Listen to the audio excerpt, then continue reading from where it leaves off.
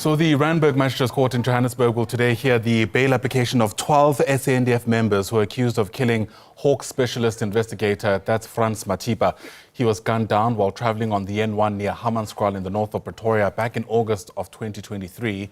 At the time of his death, Mathipa was investigating members of the SANDF Special Task Force units and their alleged abduction of an Ethiopian businessman and suspected ISIS leader from the Mall of Africa in Midrand in 2022.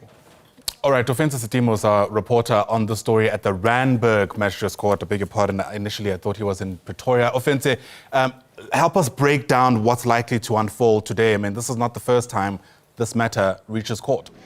Good morning to you, Ayanda. Well, I can tell you that, there's a lot that is expected to come out of this story, even though today we are actually not allowed to film inside court, as there was supposed to be an identity parade for the 12 SANDF members that will be appearing today prior to them actually making a bail application. We know that about last week we were actually prevented from filming inside court due to the very fact that these guys actually had to go through an identity parade. As you can imagine, that they were arrested on that last weekend, the previous weekend rather, when one was actually at OR Tambo and the other one was at his home in Centurion. And the following day when they were set to appear, that is last week Monday, when they were set to appear here in the Randburg Magistrates Court, proceedings were actually delayed so that the 10 would hand themselves over to police, and then they were processed, and then they joined the 2 that were arrested the day before. We know that this story emanates from the 2022 disappearance of a well-known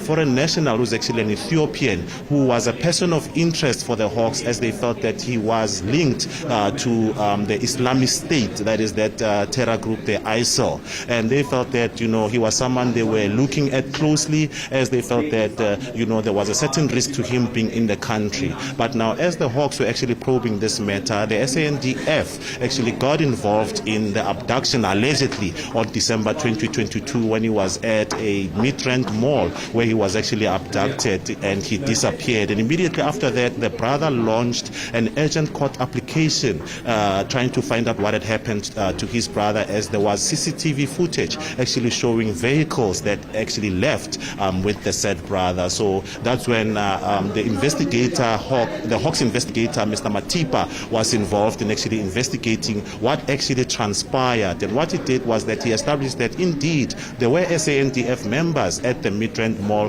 when the said foreign national actually was abducted and he disappeared, and he prompted to find some communications that was happening between those officials, as the SANDF denied that they were there for the abduction, saying that they were there for their very own operation. But the moment he prompted to look for communication that was there between all the officials that were there, that's when the issue actually became a bit problematic. And in fact, we know that on the day that he was murdered in August 2023, he was off duty, but he was still investigating the said matter of the disappearance of the Ethiopian national, and he was actually on the N1 towards Hamanskraal when he was actually gunned down. And we know that the said suspects are set to appear and apply for bail, which the state has clearly stated that they are going to oppose this bail, as they feel that these guys should be behind bars when they will be appearing on the charges of kidnapping and murder and possession of a stolen vehicle. What we also know is that some of the vehicles that were identified to have been at the mall during the disappearance of the foreign national